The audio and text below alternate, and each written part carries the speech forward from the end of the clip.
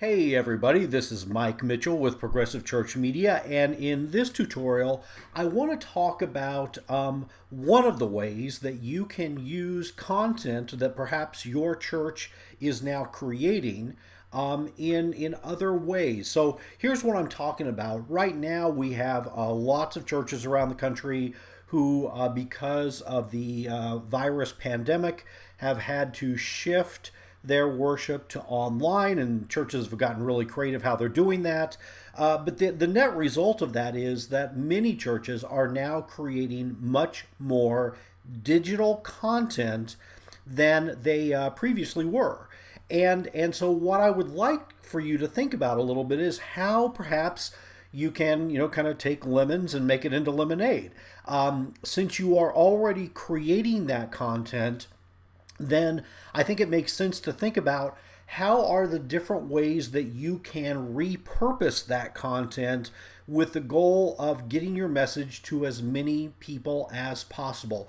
So let me show you an example of one example of what I'm talking about. What I'm going to do is show you a very easy way how you can take, for example, a recorded sermon, and maybe you've published that on Facebook or on YouTube or on your church website, any of those types of places, but it's a video that you've done. But you could very easily take that same sermon and also publish it as a podcast. And so let me kind of quickly show you how to do that. So I am going to bring up an example here. This happens to be the sermon from a worship service at Virginia Highland Church. And so let me just kind of scrub through this. It's a great sermon, by the way. I'm not going to play the whole thing just to save time, but if you really are compelled to want to look at it, Google Virginia Highland Church in Atlanta on YouTube, and for example, you should be able to find it. But I'm just going to scrub through. We've got some initial music there. Actually, this is kind of cool. It's using Message in a Bottle by the Police as kind of the setup for the sermon. Very clever. But then if we go ahead and scrub through, now we're into the actual sermon, and you can see, this was clearly designed and developed as a video sermon. One of the things that this church does a really nice job of, by the way, of trying to be very inclusive, is they close caption everything, and that does require some extra effort. But I know there are people in their congregation that really appreciate that. So, you've got the sermon, and again, they publish that on YouTube and on Facebook, but you've got this, so you could extract just the audio from this video and publish that as a podcast. There may be people in your community who, for whatever reason, don't want to go to Facebook to watch a video sermon, or they don't want to go to YouTube, but they might listen to a podcast. And so there are lots of ways you can do this. One of the ways that you can do this, I am on a Mac, and I've just loaded this particular video up using the QuickTime player, which is free. You can get it both for Mac and Windows computers.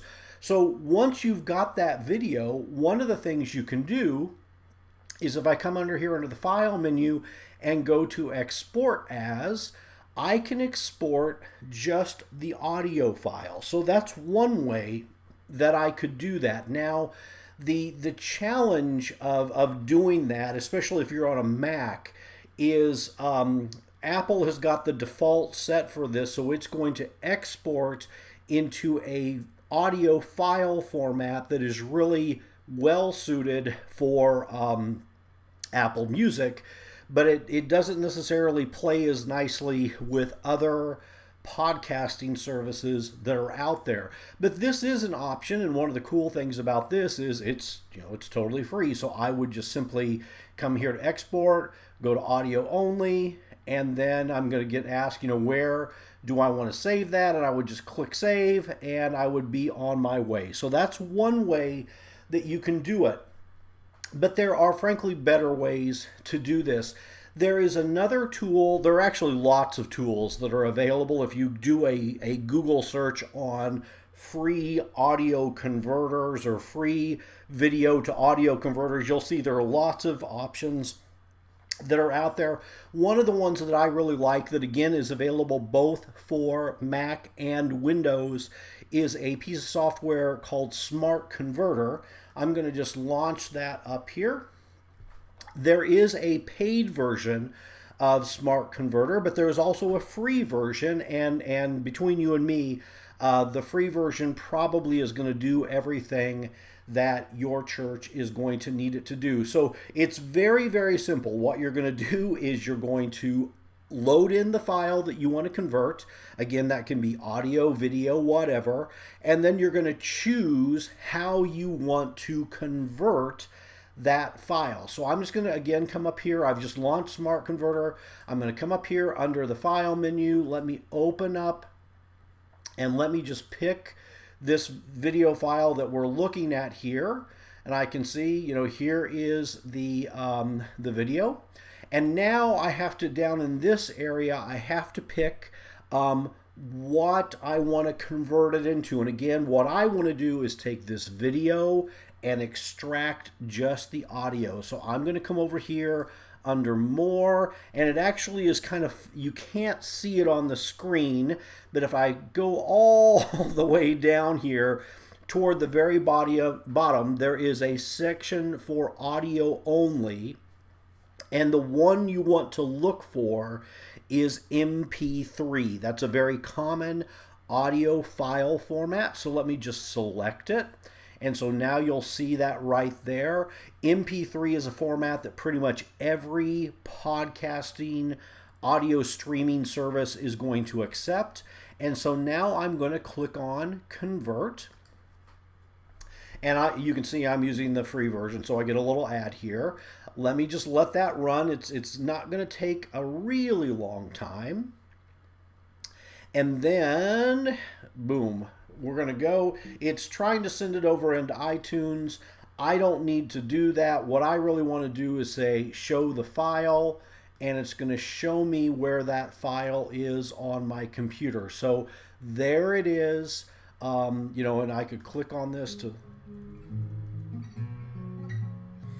Now I left in the music at the beginning, so it's not the sermon starting off, it's the music at the beginning first, but that's that music file. So now that I've got that, what I can do is upload that into a service that will push it out into all the different places where you can listen to podcasts. Some of the main ones, again, are Apple Music, Spotify, etc., etc.